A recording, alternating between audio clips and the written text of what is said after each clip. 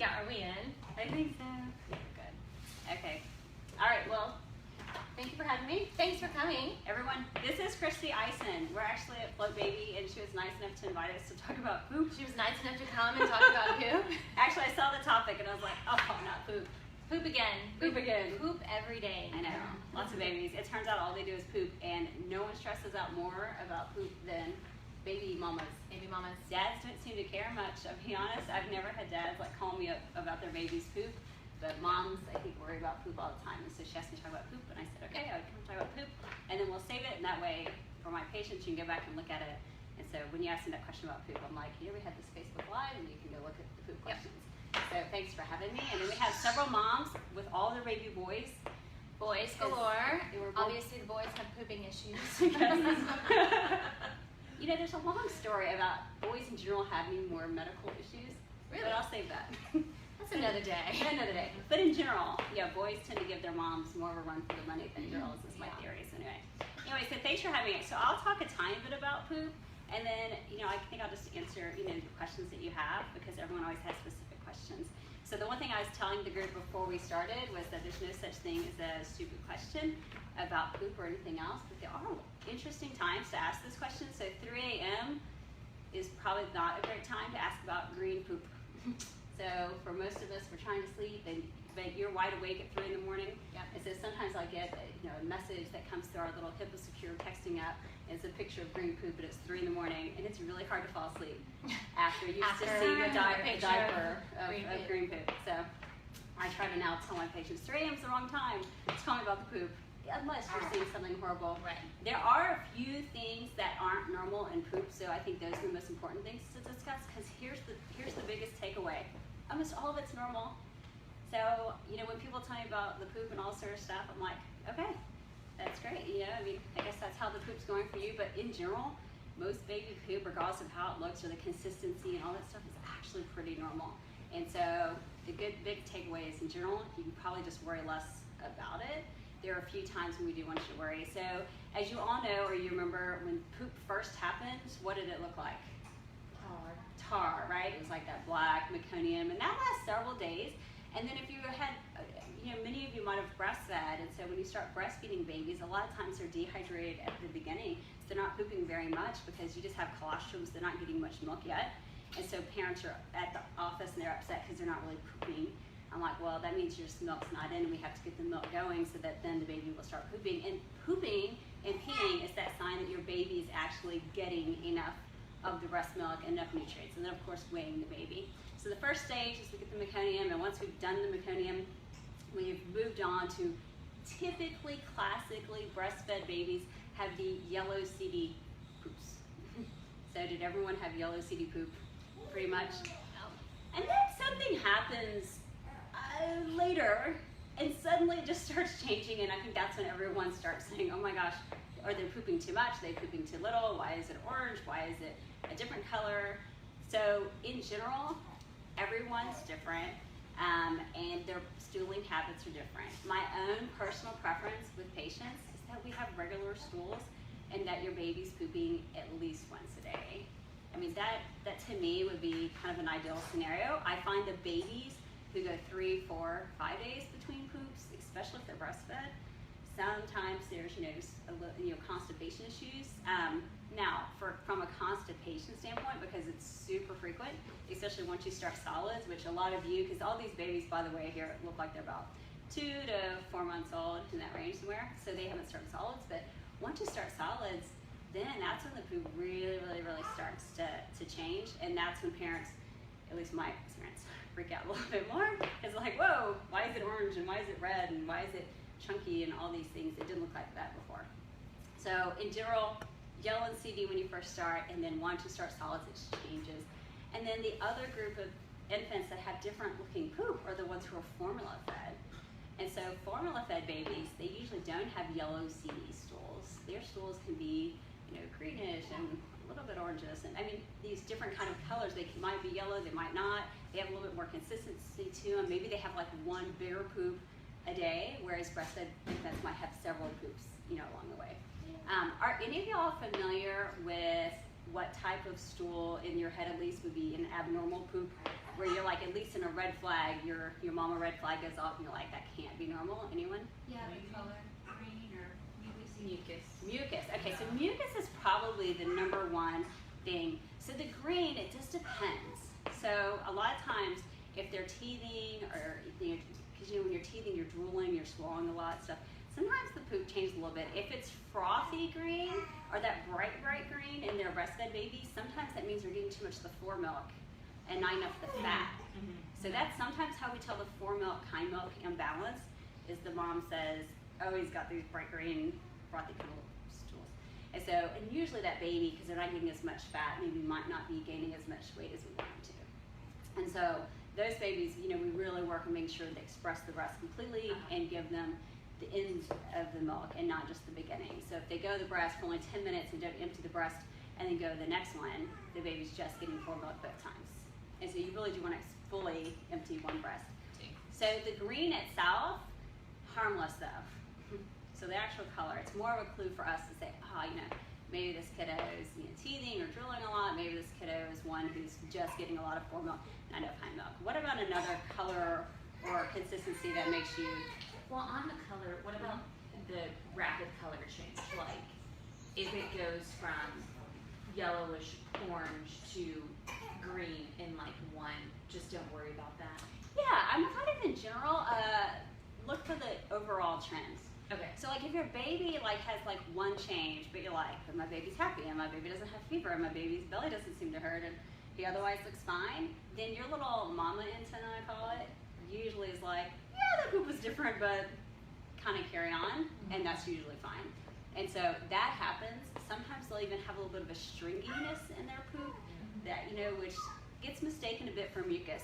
So I would say mucus is like really mucusy poop, and little strings of mucus is just, so that we see sometimes with teething and drooling and, or just, they're a little bit out of sorts, a little string, and that kind of just goes away, and I don't worry about it. But the ones who are constantly having just this mucusy poops, normally we do have some sort of, intestinal issue where they're not tolerating what they're taking. So their gut isn't really tolerating that particular, whether it's a protein allergy or something else that's going on. And so those are the ones we really, pay close attention to, as opposed to just a little string here or there, or the fact that it's green or orange or kind of whatever. What about when they have blood in their stool, but it's only seen by the doctor checking the poop? Yeah, I mean, How do they know to even check it? Because the baby's unhappy, and so we're going to check to see if we have a milk protein allergy. yeah, so a lot of times, if you have blood in the stool, if it's a bleed so there's lots of ways we think about blood in the stool. So if, say, in an adult, it's easier to think of an adult because you use toilet paper. So in adults or in older children, when they poop, of course you wipe, right? And if there's blood on the toilet paper when you wipe, then you normally have some sort of tear or something that's happening really far down, like they have a hemorrhoid or they have a fissure or they have something like that because the blood's like on the on the paper. If the blood is mixed in the stool, so like they poop and it's like mixed in, then there's something probably going on in the colon. If the blood is like coating the stool, then it probably is something that's very towards the end as well, like an internal hemorrhoid or something. So something's bleeding right at the end of the stool, and so it's coming out, but the inside doesn't necessarily have blood. Not that I recommend any of you take poop and Examine it. examine it. I get that too. So I'd rather you not actually. But if it's black stool, like really dark black stool, it almost looks like a meconium again. That means there's probably a bleed higher up in the intestine, and then it's had time to sit around and kind of get olded. So those come out, we call them melanotic stools, or melena is the medical term for it, and that's never normal. Now there are a few conditions that make your stool look a little bit like melena, and that's when you're taking iron. That's the classics one, or things like with bismuth, things like that. So there are things that can color your stool where you're not having a bleed at all. A lot of kids, or infants at least, who have a little bit of blood in their stool, it's usually milk protein allergy. And so either A, they're constipated and they have a little fissure, and so they're having a little blood that way, or if it's mixed in, or even kind of mucusy little bloody, sometimes we think more of milk protein allergy. Sometimes other signs is they might have like a rash around their mouth or around their anus, something like that. That gives you clues that there's a little milk protein allergy, and normally we make changes based on that. So the poop can be more of a clue, but looking at the rest of the clinical picture. What about bleeding nipples? Will that transfer through the poop or not really? Probably not so much. My hope is that none of you have such bleeding nipples That it would transfer. that you would have any problems going forth. If you have bleeding nipples to the point that the baby is like swallowing your blood, they might cough that, kind of Yeah. vomit that up, because blood is actually incredibly irritating to the intestine and to the stomach. And so if you've ever had a nosebleed, you know how whenever you have a nosebleed, what do? Tip your head back. Which is the wrong thing to do.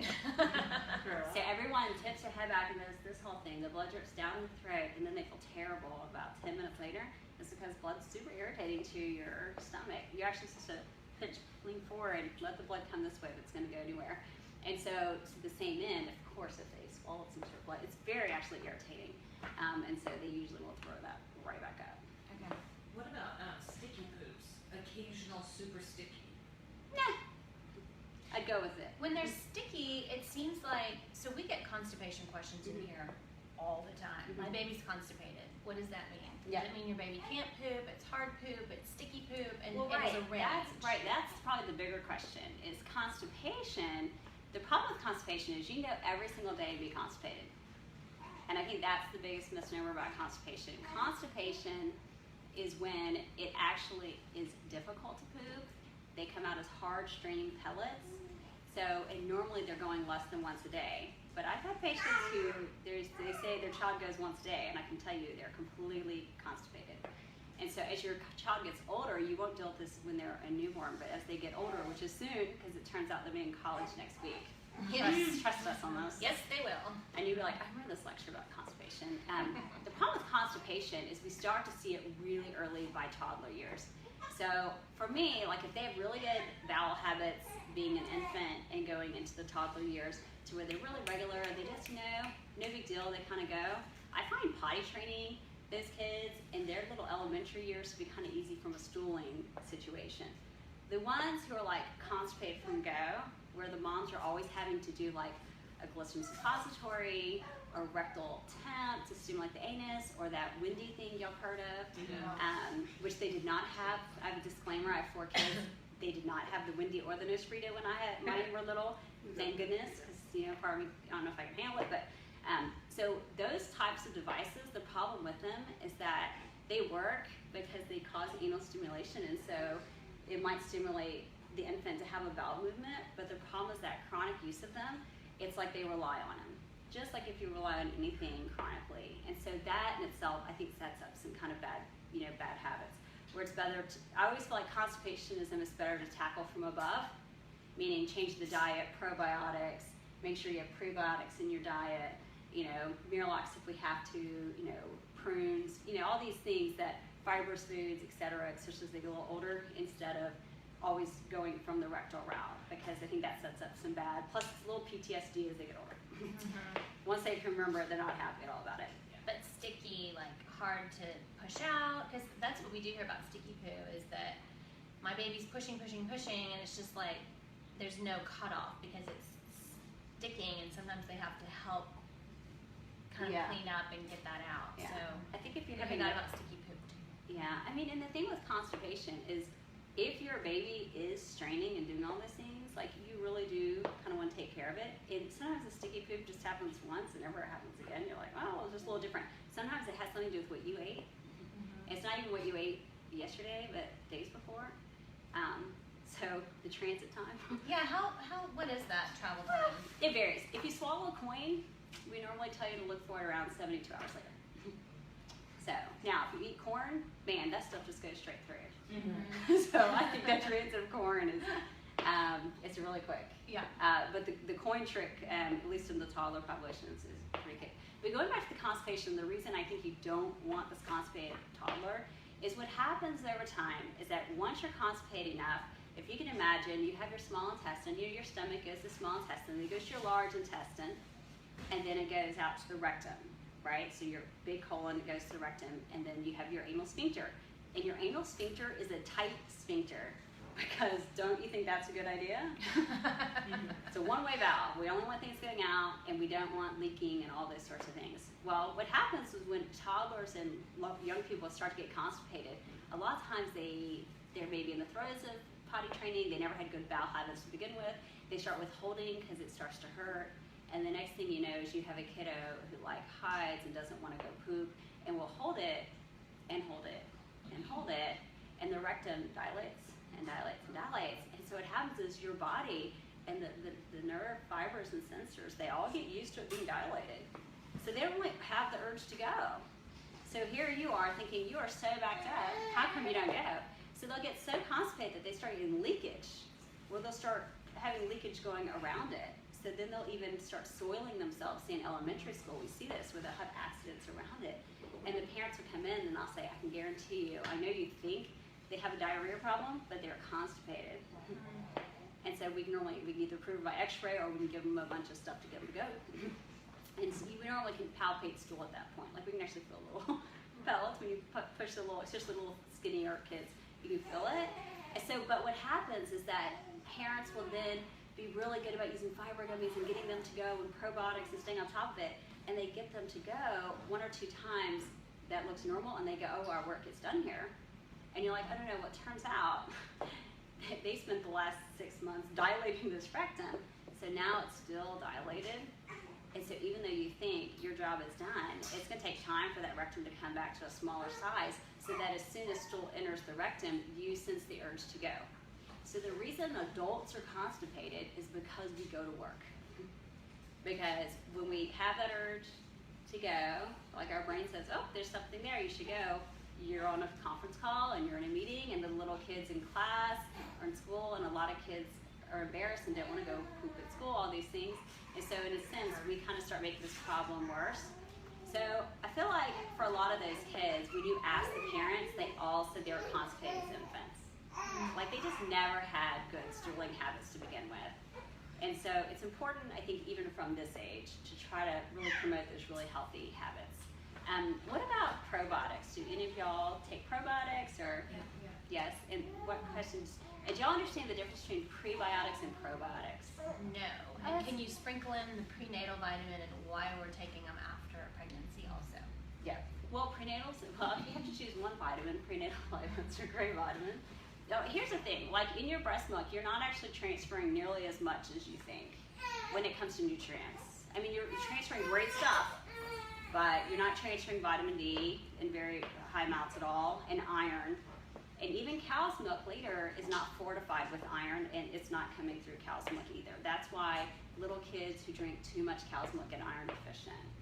So, which is literally probably the #1 nutritional deficiency in America. And we see it in kids all the time, and even adults depending on their diet. And so, so prenatals are great. It's good for your hair, it's good for your skin. It at least gives you boosting nutrients to try to at least pass some of those through. Because keep in mind, you know, the breast milk, it's actually a pretty good barrier against a lot of bad things going through too. That's why there's this whole list of drugs you can take, and people say, is it safe for lactation? And you're like, yeah, it's not going to go through. And so, whereas you would think, oh, I shouldn't take all of those things. I do always recommend if you are going to suddenly take something to ask. So we have access to be able to look up a list, and people ask me all the time, can I take such and such, and I just pull it up. And so we can pull up in our medical, thingy, so that we went to medical school, so we can pull up it in our medical thingy. Where's And coffee on that so list? yeah, well, if you want your baby to be Coffee awake and all the wine. time, it's right there. Caffeine will go through. Keep that in mind. So anyway, but it's important to always ask before, because all those things can, of course, affect your baby and affect your baby's poop and all that sort of stuff too. So you had just asked about the prenatals and then pre and probiotics. Pre and the pro. Yeah. Okay, so pre and pro. Okay, so does everyone have a general sense of what probiotics do or what they are? So those are the actual healthy gut bacteria. So the main 2 ones are Lactobacillus and Bifidobacterium.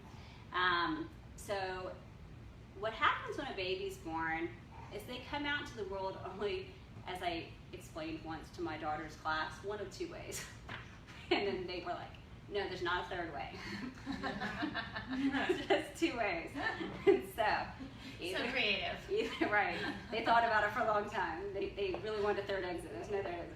So either a vaginal delivery or it's going to be a C-section, so an assisted delivery. And so when you have a vaginal delivery, what happens is the baby transverses through the birth canal and basically gets populated with mom's gut bacteria and any other bacteria that happen to be hanging out around, right? So they get kind of covered in it, they swallow it, all these things, and that's what starts populating their gut bacteria. So for example, the reason we give vitamin K to infants after they're born is because you need gut bacteria to make vitamin K. Babies are born without gut bacteria. They can't make vitamin K yet. So all babies are vitamin K deficient, and your liver needs it to synthesize clotting factors, and so that's why we give you vitamin K. Ooh, welcome someone. Are you here for the talk? Yes. Come on in. So what ends up happening though is probiotics, a lot of infants are born from C-sections, or they just didn't have the opportunity to get a vaginal birth, or maybe mom has terrible health herself. So maybe mom's someone who, no offense, maybe she doesn't have great gut bacteria to start with. And so for those infants, probably having probiotics is important, and now they have ones that are on the market to help promote gut health in infants from go. So sometimes I'll have an infant who is super, super finicky, whose belly's having problems, who's constipated, or who's having too many stools, etc. And we might put that baby on a probiotic to help regulate the stool a little bit better. Okay, one sec. Go ahead. Welcome. Is this a girl? No. Oh, it's a boy. We've been having her run on boys, so he is adorable. Yep. So, like, is it ever a bad thing to give them probiotic? Like, It's can I not, just say- no, I don't think that there's ever a bad thing. And so it's not going to necessarily harm them. The question more is, where is the data, right? So right now they're looking at the gut biome for a lot of things.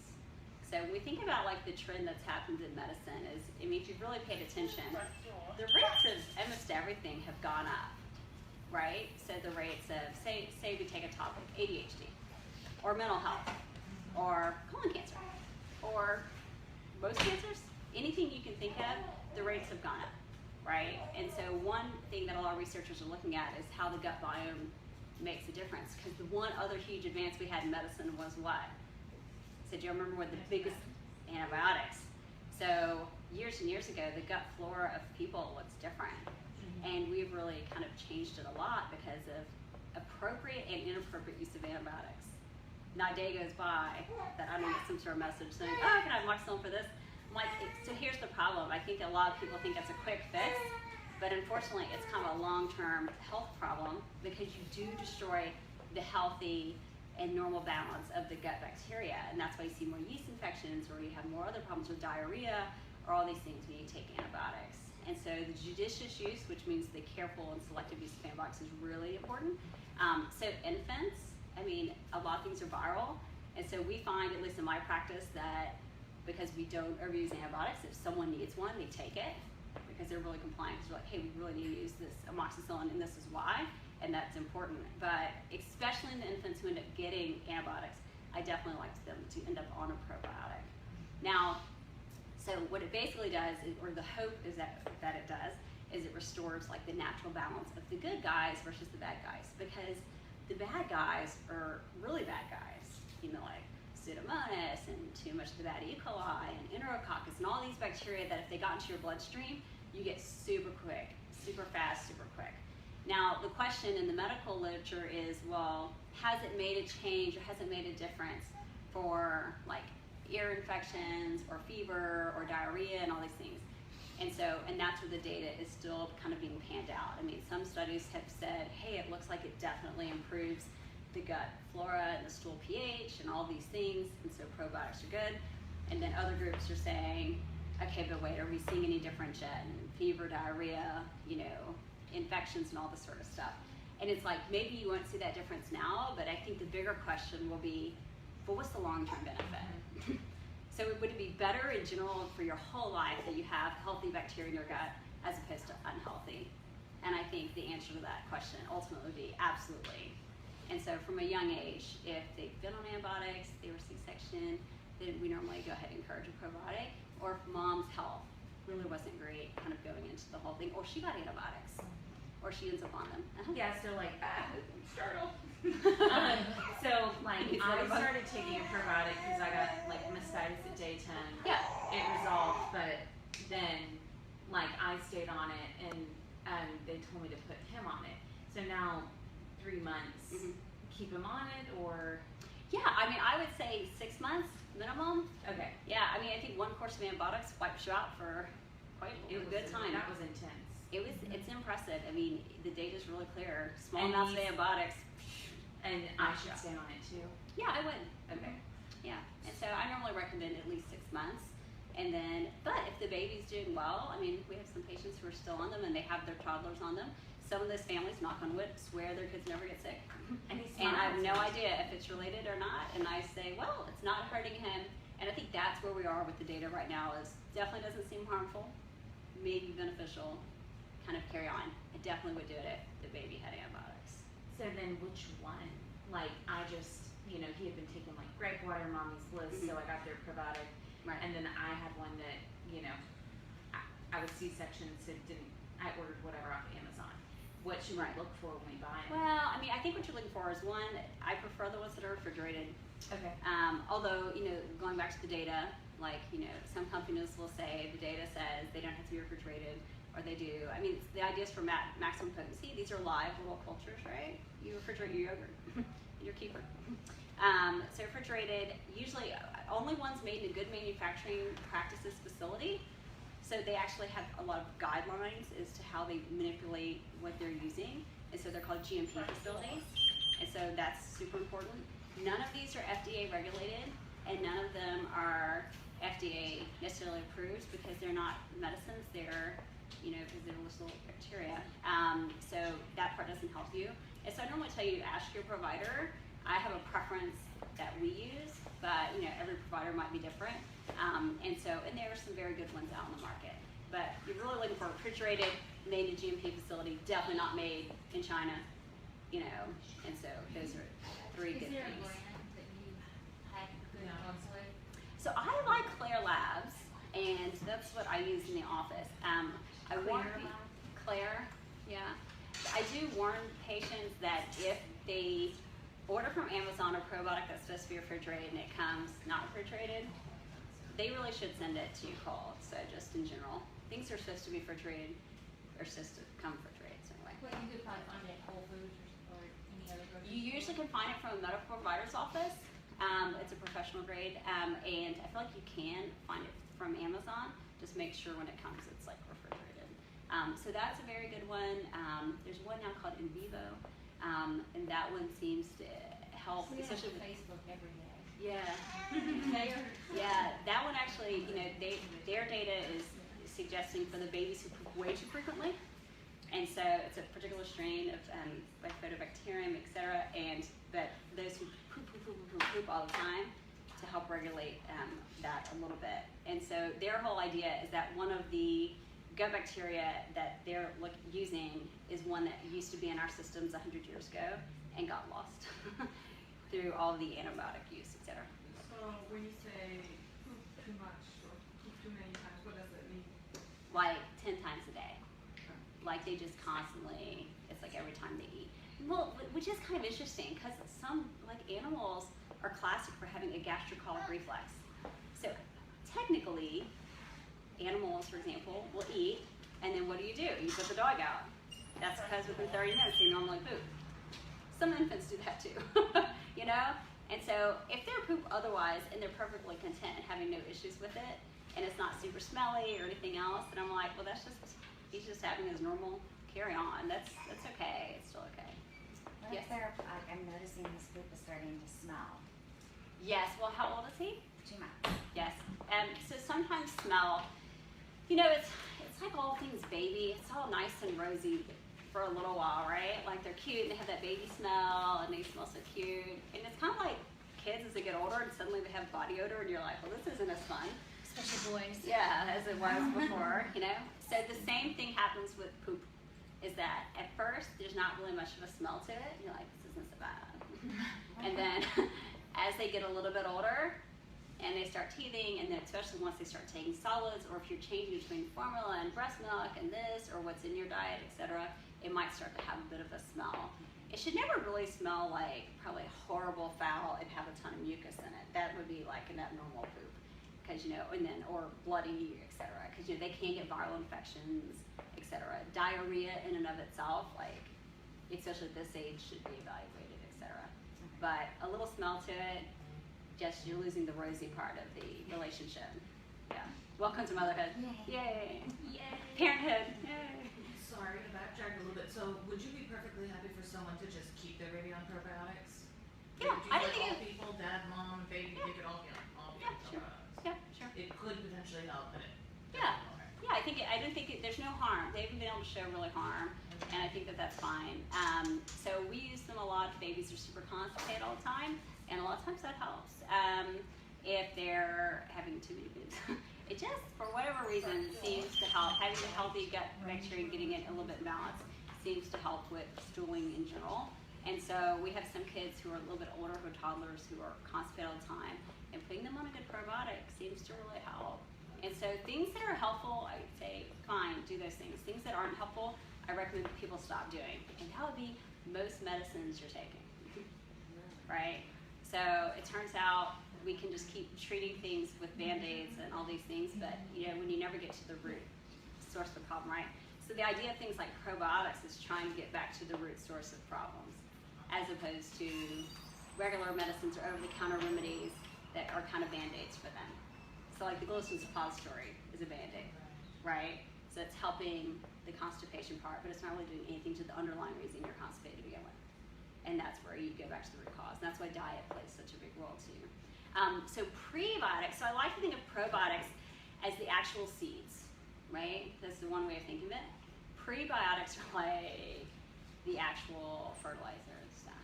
They're like the roughage. So they're the non-digestible things that we happen to consume that actually are what form, I kind of like to think of it as they form into a pile, and then you sit there and add the probiotics, and then all the magic kind of happens, because the good gut bacteria have to ferment from something, and so that's what the prebiotics are for. So like regular foods that are prebiotics, like bananas and apple peels, so things like that, or chicory root. I mean, there's a large list of these things that are technically prebiotics, as opposed to probiotics, which are the actual bacteria themselves. And so there's this wonderful thing. We were in Costa Rica once, and there was these things called little tree ants, and they're leaf cutting ants. That's what they were, and it was amazing because we'd watch them in a line, and they'd cut these tiny leaves, and they'd carry them on a line. You just see this line of little tiny leaves, and then they'd all go put them in a pile. And so I'm like, that's interesting. Well, that was the roughage. I'm like, interesting. And so or the little seeds, I guess. And then I was like, well, what happens next? They're like, oh, and then they actually pee on them and poop. I was like, oh. And it actually ferments it, and it makes their food.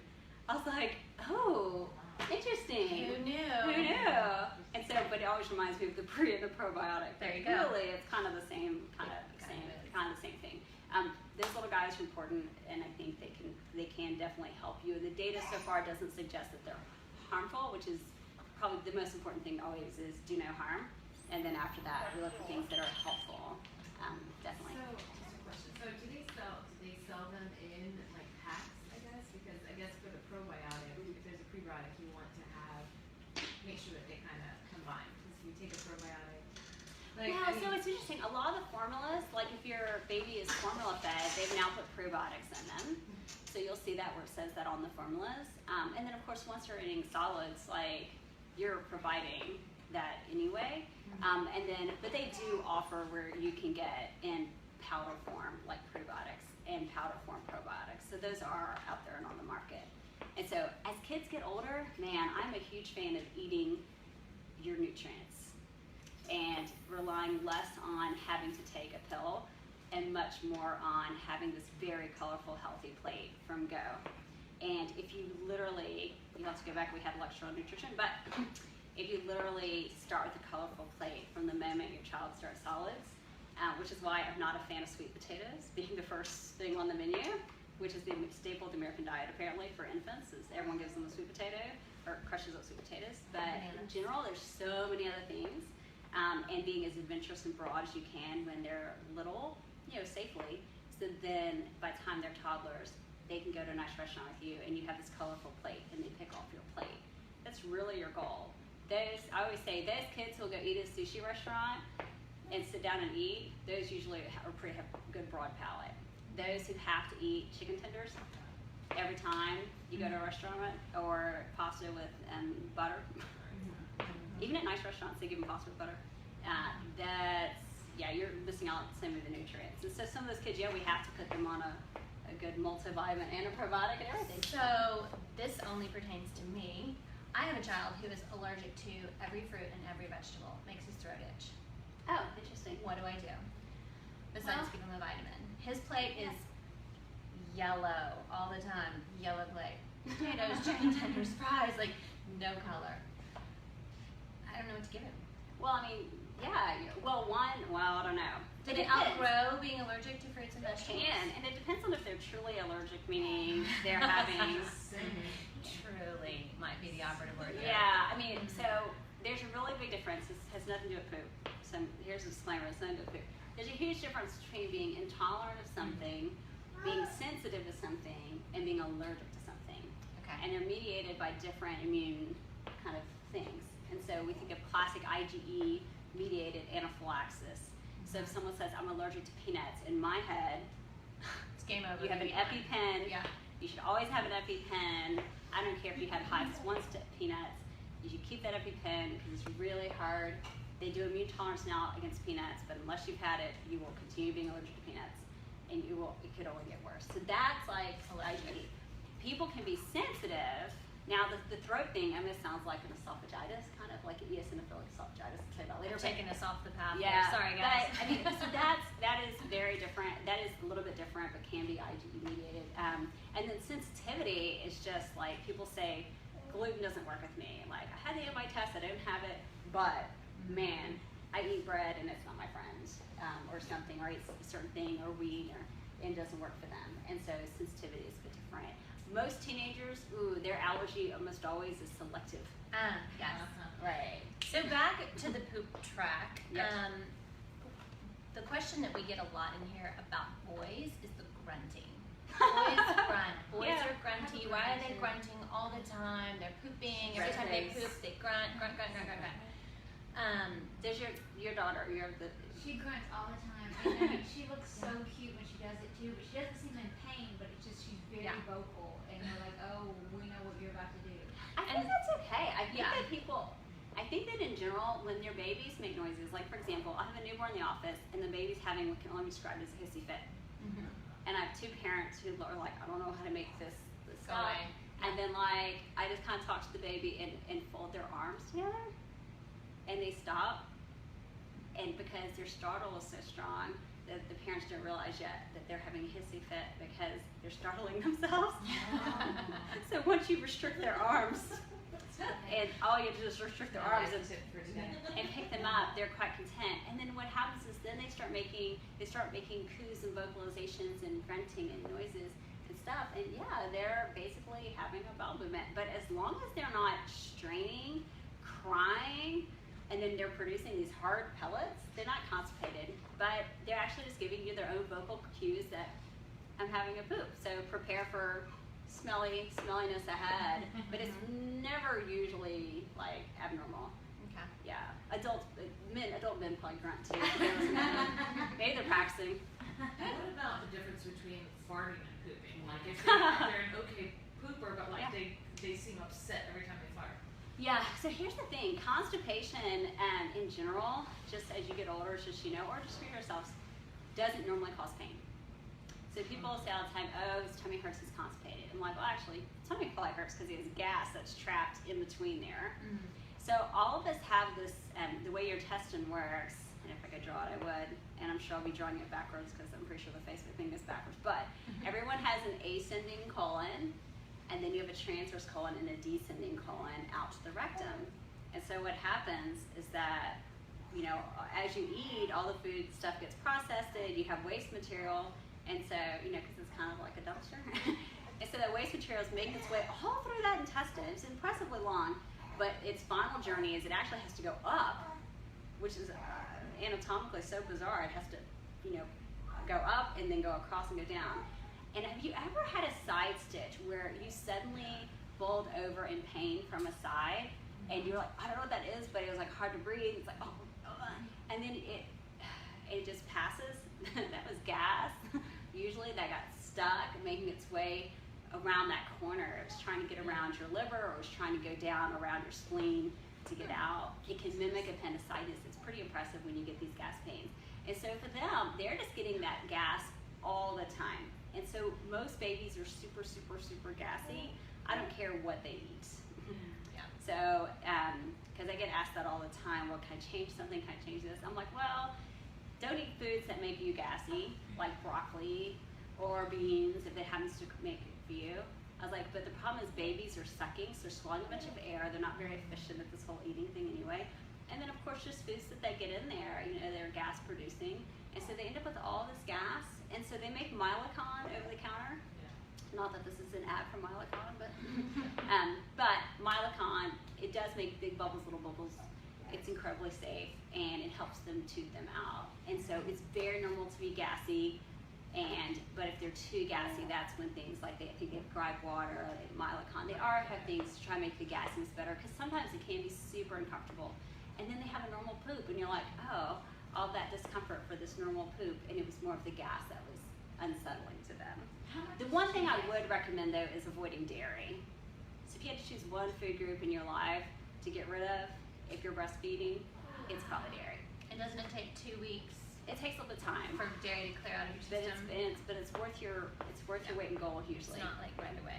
So, if he farts a lot, Yes. I mean, should I be worried? Like, No. too much? Because he sometimes feels a little pain, but I mean, he farts and it wakes him up. Yeah, they They'll can make really it fart. I mean, I think easy. that's where Mylicon, things like that might come in handy, because at least then there's, it makes the gas bubble smaller, Okay. right? I mean, so things like that. I mean, it's practically an inert substance. It's gas X for babies. And so that's fine. You don't make him just band-aid you. No, because in a sense, I mean, they're gonna just be gassy. Okay. Now, I do think the probiotics, sometimes that'll help, I mean, so things like that might help, but in general, babies are gassy. Okay. What about the the end releasing a huge load of Yeah. like a blowout? Look at him, he's like- or just having the bottle when you're talking about animals and Yeah. triggers. I mean, how much of that is concerning? If I can feel it like It's explosive. maybe once a day. It's okay. Okay. And so they can't really control how it comes out, the force that necessarily comes out. What shouldn't happen is it shouldn't be bloody. Okay. It shouldn't be super mucousy. It shouldn't be watery to the point that you can't tell that it was pee or poop. Okay, none of those things. And they shouldn't have fever. And they shouldn't have clearly I'm in discomfort, pain the entire time until they actually have that.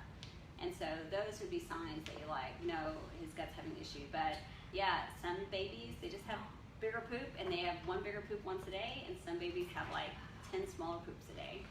And so it's kind of pick your poison a little bit. In general, if they're not on a probiotic, I only recommend maybe trying a probiotic and see if that makes a difference. But once again, the data, we're still trying to sort out. I'm hoping it's more of the long-term health benefits than anything else, and that's what they have to look at. But we're not messing up the sphincter. Oh, I didn't think you were going to say the sphincter. I think the sphincter will probably ultimately be okay. Something else that a GI. Oh, go ahead. I was just gonna go on that about the inconsistency. So Yeah. I thought, oh, maybe there's some way to do once a day, but Yeah. some days he'll Right. every day or once I every know. day, and then he'll go 2 days and then blow out. And that's very, He's very normal. And a lot of times it has to do with what's in your diet, especially if it's breastfed.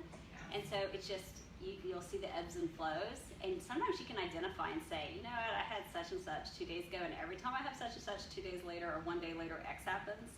And when you get rid of X, you're like, oh yeah, that was the Because thing. it's not pain, but I Yeah. just haven't thought to journal. And I guess I know you mentioned right in the beginning you talked about the 72 hours. Mhm. What about for what we eat? How can I tell? Because I might be able to recall Right. But I don't know what I would. I mean, I guess I need a journal, but to think about what I was doing the day before. When Right. I know what I eat. Yeah, I that's mean, it. so normally That's it's whatever was in the previous 24 to 48. And so, yeah, you don't have to go back usually weeks and weeks. Most people who take dairy do it all the time. So the dairy people are the ones who want cream in their coffee. Yeah, or they love ice cream, and then I tell them the bad news. I'm like, I hope remember that whole. Because, you know, then you also think, oh, I'm breastfeeding, I'll lose all these calories, I can eat all the ice cream I want. And then, but your baby doesn't like ice cream. Yeah. No, it doesn't work.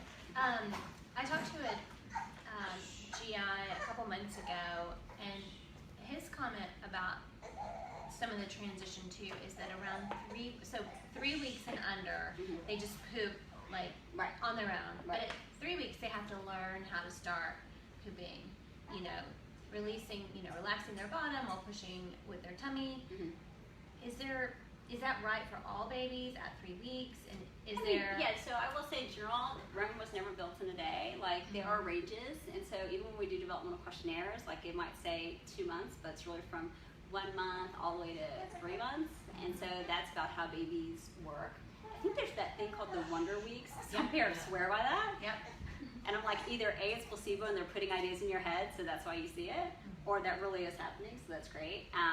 So yeah, the same thing happens with sleep regression. The same thing that happens with everything is that they kind of come and they learn a skill and then they master it and they move on. And so the same is true with like pooping and peeing. I mean, because later they'll be able to control their urine too, right? Right. And so like that's part of their development is that they have to learn how to control it. Fingers crossed. Moms of boys. So Yes, just- aim.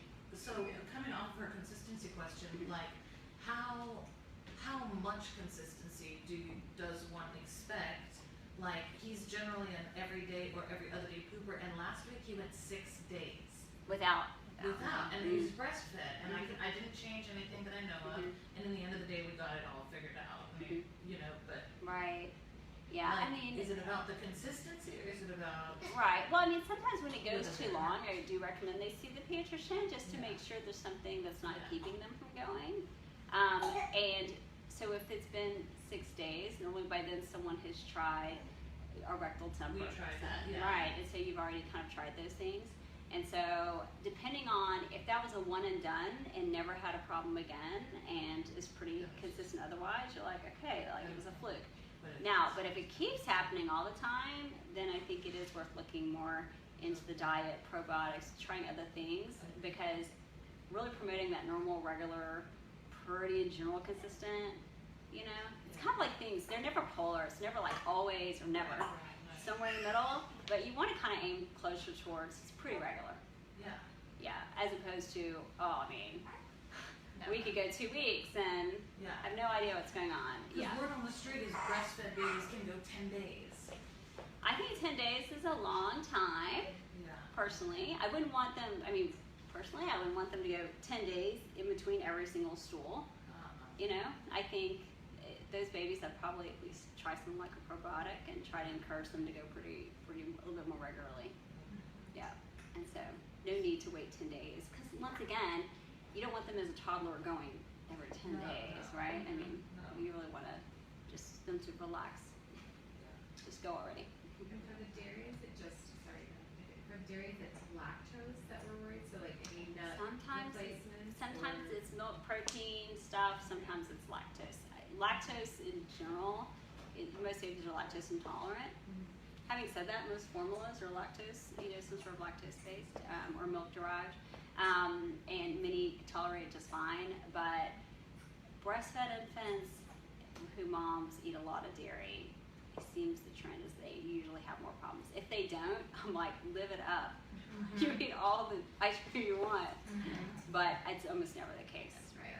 But I think at the same time, I think every single mom who breastfeeds or who goes through this by 3 or 4 weeks is like, is there something I'm doing wrong because the baby's super gassy or the baby's not pooping every single day? And then part of me is like, they're actually being a baby, right? I mean, so it turns out they kind of just do that in general. So we're really looking at the ones whose tummies seem really upset, who get so incredibly gassy after every feeding, and just, or having reflux issues, just lots of stuff, then we try to get rid of the dairy. I'm gonna try not just to see anything. Yeah. It's probably, You're gonna try It's not eating the best more way- ice well, cream? yeah, well, and then it's cheese. I'm really bad with cheese. It's like easy to grab and easy to snack. And Yeah. Cheese is it good. makes it convenient. Yeah, I'm not a fan of cow's milk personally, but for many reasons, but cheese, it's hard to So beat like cheese. goat milk, I mean, so like like goat cheese or cheeses from other animals, would that be like, No, I think it's actually surprisingly sometimes more tolerable. okay. And so you could try that. I know even for me, I'm very lactose intolerant and I don't go near cow's milk, but goat cheese doesn't seem to bother me. And so, you don't worry, you quickly learn what your baby likes and doesn't like and all that stuff. And they all still go to college. Everyone gets potty trained, everyone, doesn't have accidents in kindergarten, and everyone somehow usually makes it to college. So that's the good news, regardless of what color their poop was yesterday. So when we do start to feed them solid foods, do you not recommend dairy, milk, goat milk? Well, no. So normally when you start solids, you're not usually using that. You're still relying on breast milk, and then you're giving them actually food. And so we want you to, I always say, other than infancy, when you drink your calories, once you're out of infancy, stop drinking your calories. Like, eat some real food. Get those kids to like avocados when they're little. Get them to have healthy fats. Get them meat if you're not vegetarian. Eggs, all those things. Like, you really want to promote them to have this really broad palate so that they actually eat their calories as opposed to relying heavily on 24 ounces of milk a day. And we know that once you're a toddler, if you drink more than 16 to 24, I say 16, the data probably is 24, but that's because everyone always fudges. If you ever ask someone how many cups of coffee they have in a day or how many beers they have at night or whatever, we always used to add, we doubled whatever they told us. So the medical person doubles it in their head. So because no one's usually forthcoming, and that's how it is every time I ask a toddler, mom about milk, they're always like, oh, maybe a cup, and it turns out it's like 30 ounces. Because it's so much easier for kids to fill up and drink milk than it is to make them a plate of colorful food. When at one, do they go on cow's milk? Do they stay on the formula or the breast? Well, everyone I know you is can different. breastfeed So breast forever. milk. I personally would say the human milk seems a better option if you had the choice. Breast or cows. Cow's milk has, protein. It's gonna have fats in it. So it's fortified with vitamin D. So it has that. It lacks iron. So my biggest beef with cow's milk, or milk in general, because the same is true for almond milk or really any of the milks, is the cow's milk particularly impairs the absorption of iron. And so you don't really absorb iron. And so if you're drinking milk with every meal, you're actually probably blocking some of the natural iron to be absorbed from that meal even. And then on top of that, there's no iron in it. So those kids quickly become iron deficient, and they might be having restless legs at night where they kick around. They might be fussy during the day, just kind of out of sorts. But in time, they actually become anemic from it. And so they lose the ability, because they lose enough iron that now they're relying on cow's milk for their nutrition.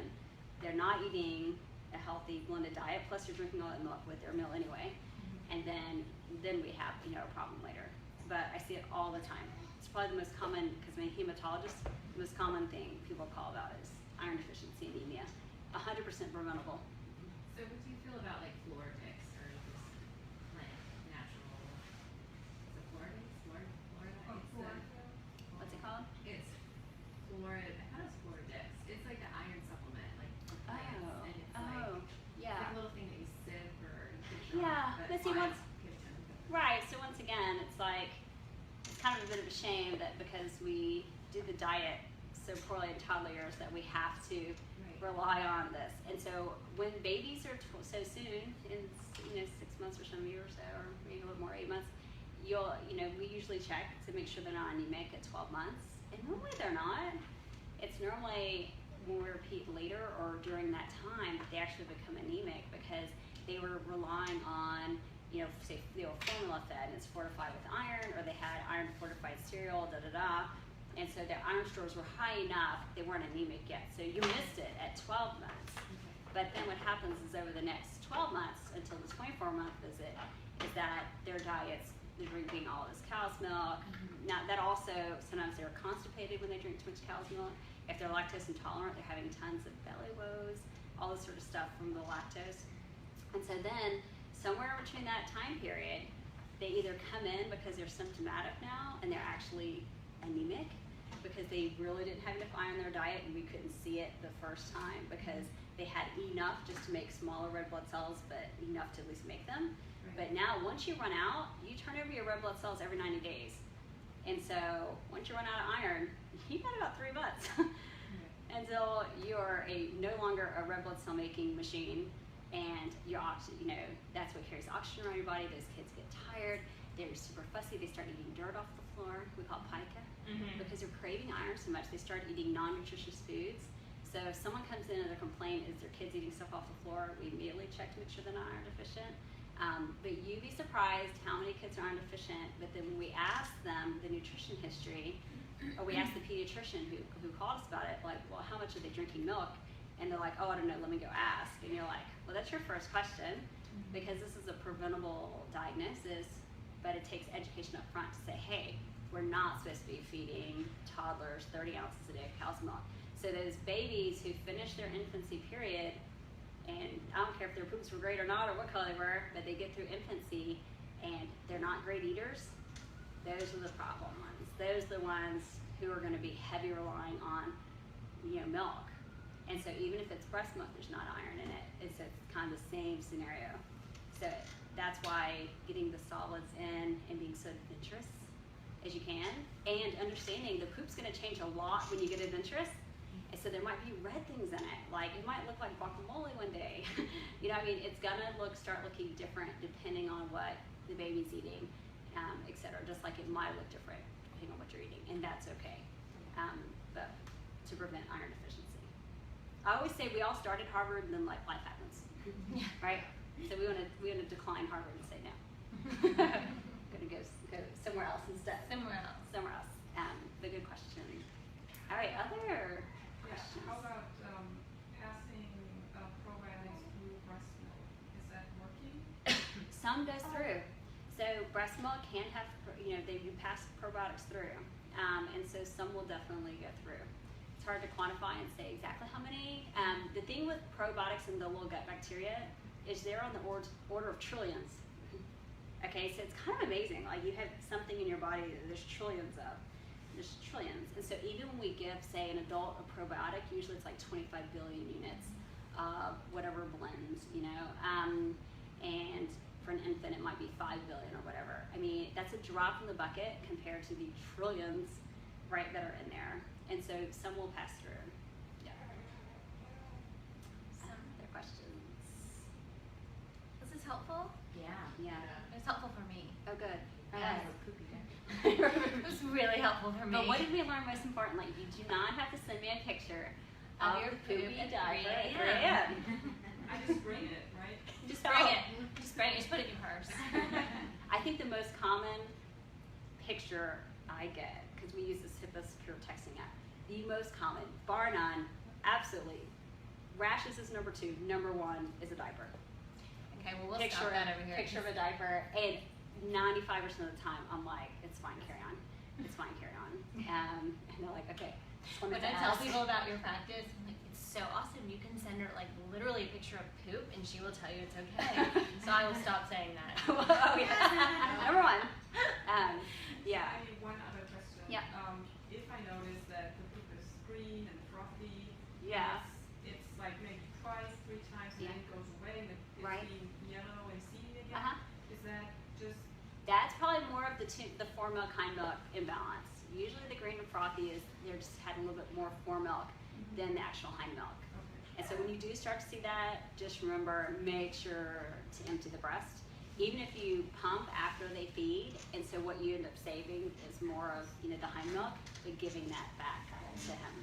So, because the fats are important. They're super important. So, good question. Anything else? All of your babies are adorable. We noted earlier you can't see them, but they all look alike. They're all very cute, and they're all the same age, it looks like. So, all right. Well, Thank you very so much. much. Thanks for having me. Yes. We'll have to have you over, and we'll I don't know what I'll talk about, but floating. Floating. Yes. The So, benefits. so if y'all haven't tried Float Baby, I do think it looks like fun. I tried the adult float the Yeah. other day Yeah, at this place. My husband got to me for Mother's Day, so yesterday we both went in the deprivation I chamber. did too. Oh, did you? Where were you? This place called Defy. Oh, I was at Healing Waters. Oh, anyway, well, it was a little weird for me, but my husband seemed to enjoy it. Were you in the pod or the tank? I was in a Like the chamber? chamber. Yeah, same. Anyway, so here they keep the lights on, so that's good. Yeah, So yeah, but it is fun to float. So I did think about all our little clients while I was in there. Aw. This must feel good for them. yeah. So it was nice. So all right, well, thanks for All coming. right, thanks all right, guys. bye. Thank you.